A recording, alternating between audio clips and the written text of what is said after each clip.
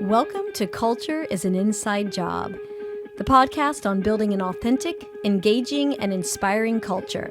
Hi, I'm Wendy Roop, and along with my friends and co-hosts Karen Preston and Scott McGowan, we believe that building a healthy work culture starts with leaders like you.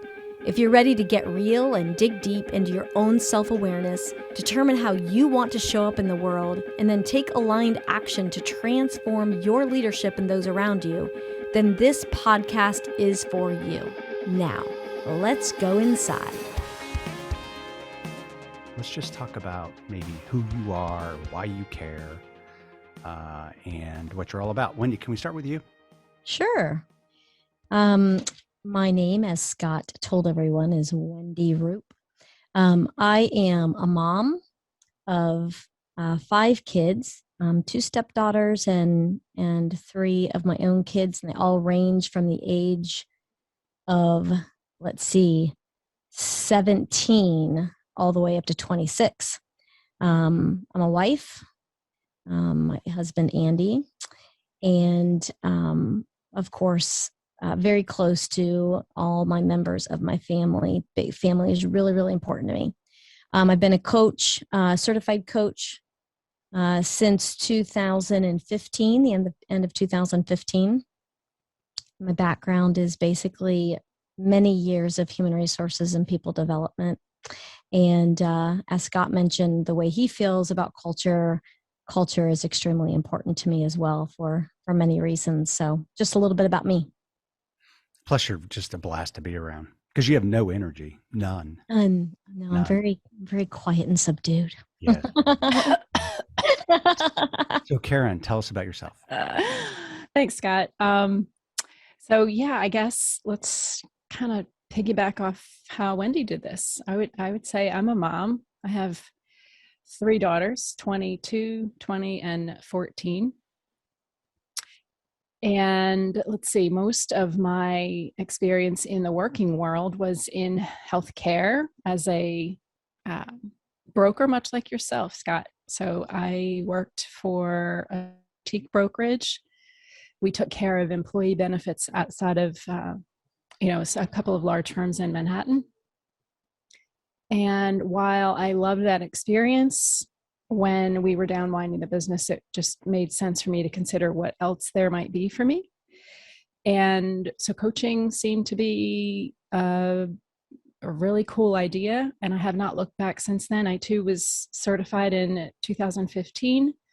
So not only have I been coaching, but I also have built my own tool for coaches all around values, and am looking to certify coaches using this tool so they have access and understand how to go deeper and peeling back some of the layers of untruths that we are aligned with and limiting beliefs that we have that we really have no idea that we're aligned from a fear-based perspective. So I really enjoy being able to take fear and catalyze it from truth. So, And by the way, that tool is very awesome. you like my tool? I love it. Yes. Well, I think Karen, just like Juan, realized that most insurance brokers are hot messes, and she wanted to save the planet. Sort of. With her experience in that. So no, that's awesome. Yeah. Culture to me, much like you guys, it's one of these things we're seeing right now in the world is so incredibly important. And we've had this upheaval of culture being ripped apart and tossed around and self-culture. Like we'll talk a lot about that, right? But the idea of culture within ourselves, most of us are struggling in some little way. Some are struggling in big ways. Organizations, the same thing. Just culture's kind of a mess right now. So I'm here because I think this is a really important opportunity. The biggest word from your intro, Scott, was impact. So we're here to help impact individuals, organizations, communities, really find their truth. Well, glad you're in my life. Thank you. Yeah. Ditto. What about you, Scott? Well, my name's Scott McGowan, just like Karen and Wendy. I am a husband Been married to my best friend. Her name's Lori. We're married 34 years. Got a daughter. Her name's Courtney. She's 30. I keep telling everyone she's 31. She's actually 32. Two grandchildren, Jackson and Allison. Those of us that have grandchildren should understand that we should have had grandkids first. This planet would be really nice, and there would be no need to talk about culture if we were running around this world with a bunch of grandkids. A son-in-law named Jack. My son, who's actually helping us with this podcast, that I'm looking at his logo right now. His name's Taylor McGowan. He's 29, beautiful kid. Just a great old soul filmmaker, owns his own company. Very proud of him. Married to a beautiful girl named Megan. She's a school teacher. And I've been in employee benefits for 32 years now. I've learned a lot of hard lessons about culture. Most of them I'm responsible for, the good, the bad, and the ugly. But what I like to tell people is I don't use my past, to torture myself. I use my past to be useful for others. And then hopefully what you'll learn through this experience is, my opinion is, the mirror is a wonderful place to find a friend. And then when we can look in the mirror and look back and actually smile at the person coming back in that mirror, that life just gets simpler for all. Hear to that. Mm-hmm. So how did you two meet? Ooh, that's a good story. Yeah. That is a good story. So let's see, Karen. What was that, March of 2019, right? Yeah. We went on a retreat together. Well, not together, but we each went to this retreat that was in upper state New York. It was being held by One Idea Way and IPEC.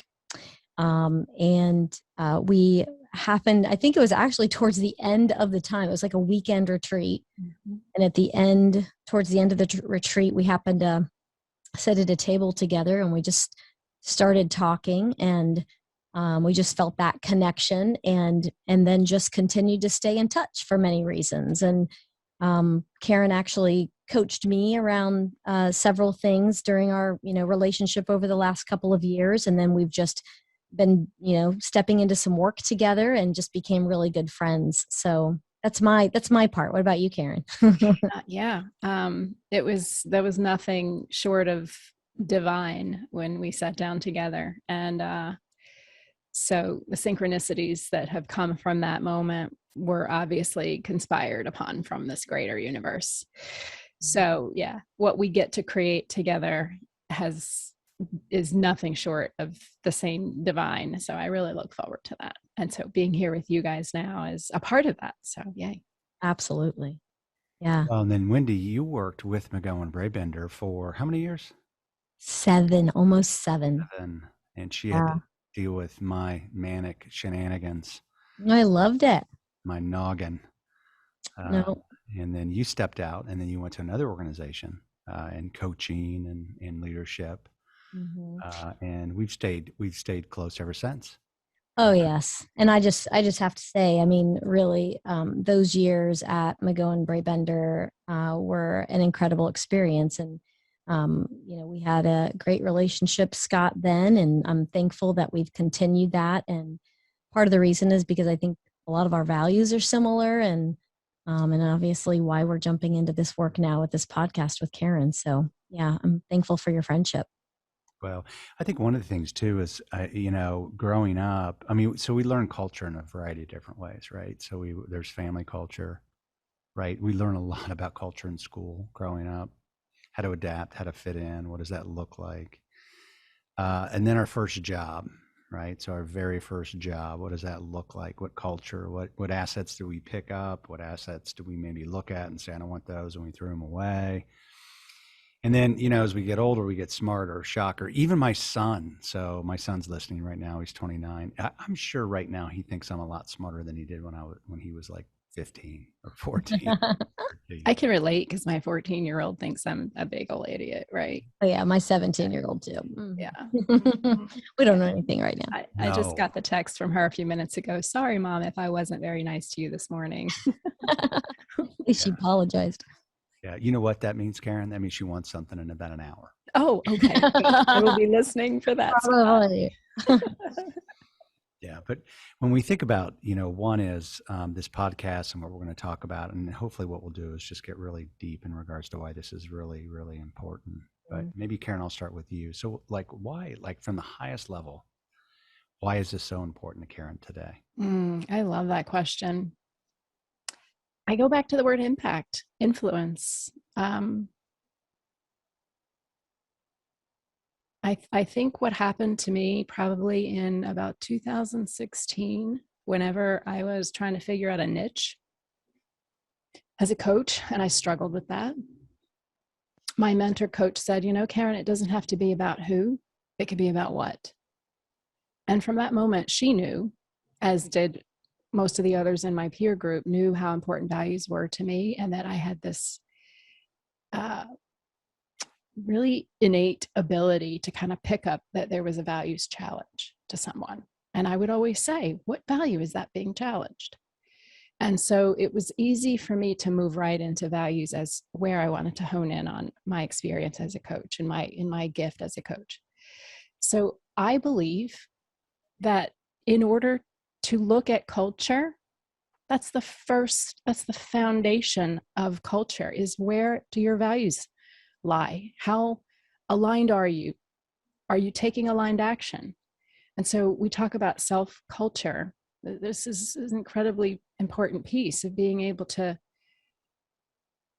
you can't really understand who you are until you understand the foundation that you have been brought up upon. And in that being brought up, some of that is not useful anymore, but we don't know it until we peel it back, right? So I think that's why, most importantly, I'm here for impact, influence, to be able to help people understand how they can reach their full potential, and get rid of all the limiting beliefs, realign with their values, and really take hold of their own self-culture in order to create the culture that we as humans in our full potential could reach. Yeah, I love that. I love the limiting beliefs too. I mean, we tell ourselves some crazy stories. How about you, Wendy? All of us. I can't wait to talk about all those crazy things we tell too. Oh my gosh, it's crazy. Yeah, thanks, Scott. Well, I'm gonna get vulnerable real quick in this, because this is all attached to my why, and my why, or my purpose, which another coach friend really helped me discover this, to put it into words over this last year, is to connect and collaborate with people in order to help them to see the value that they bring to the world, so they can make a bigger difference, and so they can be the best version of themselves. And so why is that important to me? I think while, we all have lots of stories starting when we were young, I think the biggest impactful story as far as why this is important to me is because my kid's father took his own life in 2012. And, in that moment, and then the years after that, it's the realization of how important it is for people to understand their value, other people speaking to them as far as what their value is. And then fast forward to 2019, my dad passed away. And while it was a different story, I don't believe my dad passed away understanding the value, huge impactful value that he brought to the world. And so all of that, to me, comes back to culture. And like Karen was talking about, and Scott, you mentioned, and the things that you've been saying, it really does start with self. And it starts with understanding our internal culture, and the value that we bring to the world. And when we do that, then there's the ripple effect that most of us want to help other people, right? Most of us want to make an impact. But it's really important to me that people see that, because I've seen the absolute worst of that when someone and people don't. So my goal is, this is just one of the places that I think by us creating this space for ourselves and other people, to also, I use this phrase a lot, it's that give ourselves space and grace to really to be able to understand who we are as people, and then again create that ripple effect. So that's my why. Well, Wendy, one is thank you. And then secondly, I've watched you kind of when that event happened. And then I watched you I watched you heal. And then I watched you heal your family and your kids. And then I watched you kind of say, maybe there's somebody else out there that's hurting, and I want to let them know that they're loved and they're cared for, and then That's right. they can make a difference. And so I've really appreciated that. And I know, we like to have a lot of fun and laugh and stuff like that, but I also know that there's deep meaning behind this work, and it probably is reflective of our own experience and where we came from. Absolutely. And it's a journey, right? Like it's, in my opinion, it's not, we don't ever arrive. And I think that's an important message to get across to everybody too, is that this is absolutely, a journey, and you don't have to do it alone. You don't have to figure life out alone, and what you bring to the world and all of that. So I loved growing up when I was a kid, I was actually a real introvert. Believe it or not. I don't know. I'd like to see that. Yeah. And I used to love to be by myself, and I used to like to write poetry, and no kidding. Yeah. But I had to wear a patch in the third grade. I had a lazy eye, so one eye that turns in, and and ever since like that, when people, all the stupid pirate jokes and all that stuff too, and then from that point on, I just tried to fit in. Wherever you told me I needed to fit in is where I fit in, not what I wanted. And man, that just turned into a really hot mess for years, and quite frankly, even for for decades. And even today, I mean, by the grace of God, I know I'm a better person than I was yesterday. And I've tried to make most of the amends that I've needed to make, and even as a father, I wish I could go back. I wish there's some things I could do differently. But the hard work that you do, and then all of a sudden be able to look yourself in the mirror and smile back and say, you know what, you're a pretty good person. You care. And then watching, especially, I love, like Wendy will spend 2 days with some high school students this week, and watching them and being able to tell them, hey, like, you are good enough, you are tall enough, you are smart enough to make a huge difference in this world. And there are lessons that you don't have to learn. And one of the things I love talking to organizations about, and even these young high school students about, is if you don't have, Karen, this goes to you, if you don't have your values defined, or at least outlined, or at least some sort of part of your soul, a company will define them for you. Absolutely. Absolutely. And you better be very careful. And the luck, the odds of somebody jumping into a really good company with a really good culture that really cares about people, let's just say it's slim to none. But even if you're brand new in that organization, you fall into that organization, you have no reference point on what a bad one is. Right. So I'm going to leave this place. I'm going to go somewhere else. And then you wake up, it's like, man, was that a bad call? And so I just love watching people, and especially my big passion is, how do you reach out to the lonely, broken, tired, and afraid? And, and how you just kind of put your arms around them, whether it be, physically or mentally or emotionally, and let them know that it's okay, and then love them up. Yeah, that really is. I mean, you've got a lot of sweet spots, Scott, but that is really one of your sweet spots. And the other thing I'll say is just the opportunity that, that I did get to work with you. I got to see it in action, everything that you're saying. So, you're not a CEO of a company who just talks about the importance of culture and then goes and does something completely different. You've always been really, since I've worked with you, been, really transparent as far as where you were and where you came from, and really honest about that. And then just, how you've had the opportunity to transform that, and you call out those things too, right? Those mistakes that you make, just like all of us do. So I think that's so important to call out, that we're all human and real, and none of us are perfect.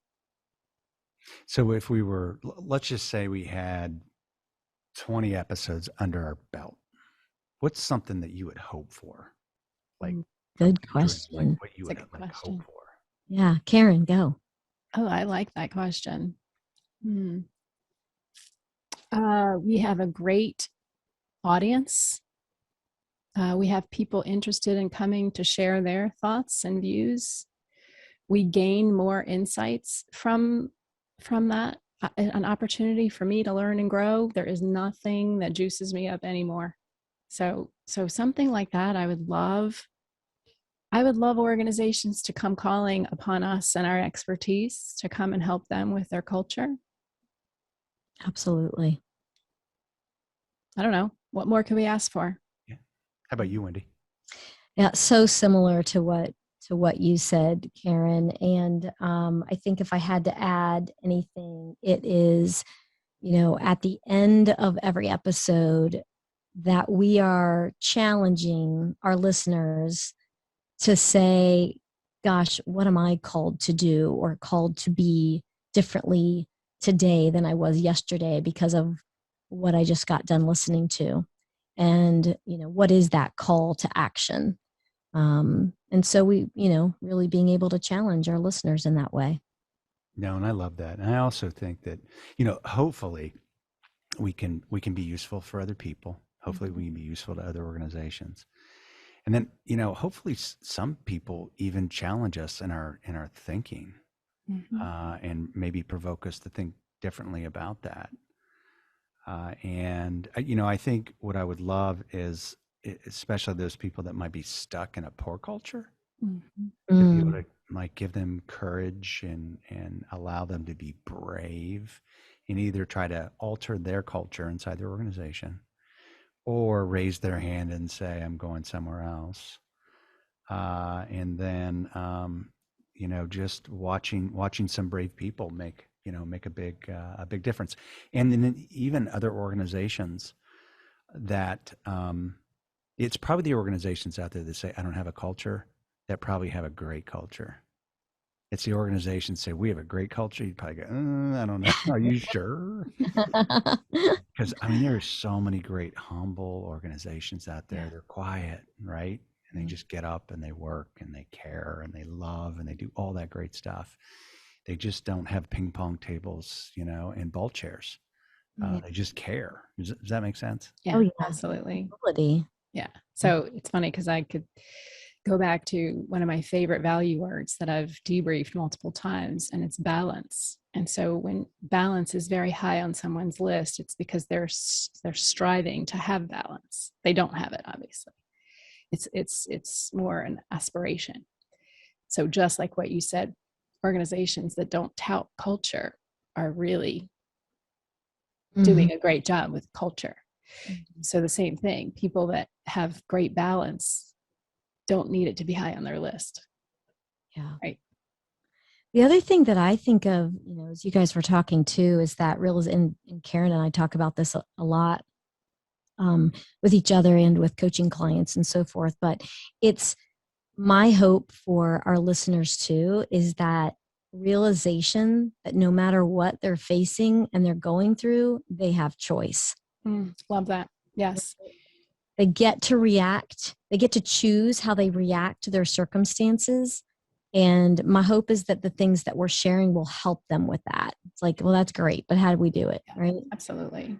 Yeah. I think that's where you and I will be able to help that impact significantly too, because of the coaching mindset, that we have that understanding of how to help them shift from a victim mindset, feeling frustrated or feeling helpless, to understanding the compassion and curiosity that it takes to get to the creative reframe, right? To be able to understand there's a different perspective instead of the one that they're stuck in currently.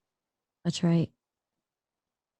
That's so cool. This team, I think, is just so great because we've got, Scott, who brings um, all of the experience that he has from both life and, running a very nice company, and everything that comes into that. And then, Karen, your and I experiences just again life and work, but also, as coaches. So I think we make a pretty good team, you guys. Oh yeah, I'm and excited. COVID has made this like so much more complicated Oh, yeah. and dicey and questionable. Mhm. And so if we, as we kind of, as we begin to jump off, Mhm. if we would maybe encourage our listeners to go inside and think about something before they join us again, what's something compelling that we can encourage them to think about? My thought is the simple question of why is culture important to you? And what is important about you being a part of a podcast like this where we're diving deep into culture? I think that would be my challenge. I like that. Yeah. Yeah, I think for me, it's hopefully it's reflective enough to where instead of going at a culture they don't like, what part of themselves do they not like in that culture? Hmm. So as you think about, like I hear a lot of times where people say, I don't like that about the company. Mm-hmm. And the big challenge is the fact that, well, you can do something about it. The question is, is it the right thing to do? Is it the right time to make that decision? Right. And how does that impact me? And who knows? Who knows? But I So much can't. impact. Oh, I know. So, Mhm. well, I've had fun. I don't know about you two, and I'm really looking forward to our journey together. And then I'm really looking forward to hopefully, we have some folks that'll listen to us and lean in and learn and help us And yeah, absolutely teach us. evolve. Yeah, Mhm. absolutely. Yeah, I'm excited about the journey. And hey, we have to also say thanks to Taylor, right, for helping us to do the back end with all of this for the podcast. Thank Well, you, Taylor. yeah, he does a great job. He is Yes. a great filmmaker. He is a great husband. It's funny as I was walking through. He's going to hate that I'm telling the story, and I know he's listening to me. But there's a company here that makes wheels for race cars, and he's probably laughing at me like, no, that's not what they make them for, but cars or whatever. And we were walking through the plant where they make them, and the owner kind of he grabbed me by the shirt and pulled me back, and he said, "Hey," he goes, and I might even cry, but he goes, "I want you to watch this." I'm like, "What?" And he goes, "I want you to watch.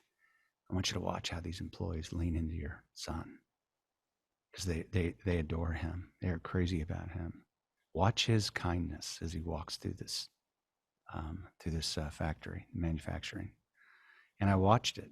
I mean, it was just like every single person, their eyes lit up. They started smiling. They knew him by name, and it's because he just had the patience and the time, to listen and to learn and to care about them. So I appreciate him. I know he's my son. Maybe I'm biased, but Well, he gave me a great amount of time and patience through these last few days getting us set up with the technology. So, absolutely, I am a testament to that, Scott. You don't have to be just a father to recognize somebody who's kind and patient. Yes. Thank you so much, Taylor. well, Yes. we would be lost without him. So, Yeah. We Yeah. would be literally. Awesome. well, join us next time. This was fun. And we will. And if people want to get a hold of us, Mm. they can email Wendy at Wendy Roop Coaching at gmail.com. and Karen. Karen at kbpcoaching.com. And see, I would give everybody my email, but nobody wants to spell it. So I'll just say at psmcgowan@mcgowanbraebender.com. And as we evolve, we'll get direct emails and contact information. But thanks for listening and have an amazing day.